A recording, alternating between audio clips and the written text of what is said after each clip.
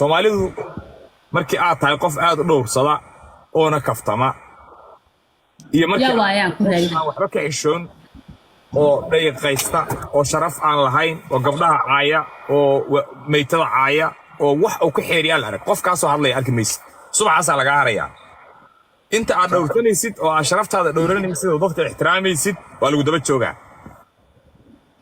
like background ahaan ku sameynaa yani qabiil dhan sheekh iyo shariif leh hal qof shakhsi ah in loo tubaraaco waa lagu fiican dadka anoo caayina hiidka gaarsiiyaa si inta aragtay hiidka u gaarsiiyaa صح